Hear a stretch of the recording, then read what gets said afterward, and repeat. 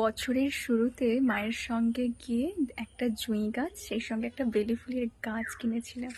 চলুন, আমি না দেখিয়ে পারছি না, এত সুন্দর ফুল হয়েছে। থোকা থোকা গাছ ভরে ফুল, মানে রাতে পুরো স্মেলে পুরো রুম ভরে যায়, পুরো ঘর গন্ধে মম করে। আর মা পছন্দ করে এই গাছটা কিনেছিল। এই কি ফুল বলতে পারবো না, প্রচুর কুড়ি ধরেছে দেখুন, খুব সুন্দর হয়ে। আর জুঁই গাছটা একদম পুচকি একটা কিনেছিলাম, এইটা বেলি ফুলের গাছ, এইটা জুঁই গাছ। এত ভীষণ পরিমাণে ফুল দিচ্ছে বর্ষাতে, আর এত বড় হয়ে গেছে, তাকে কেটে ছেটে সুন্দর করে যত্ন করে রেখেছে বাবা।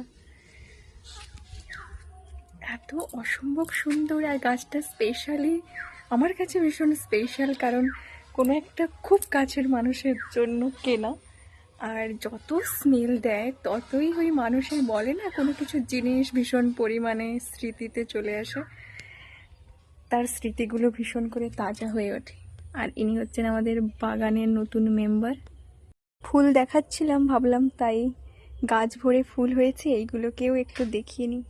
এত সুন্দর হলুদ হলুদ হয়ে ফুল হয়ে আছে। আর এই জবাটা দেখুন,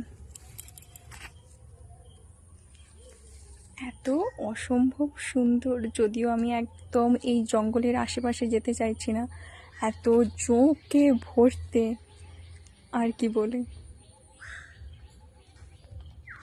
দ্যাটস ইট।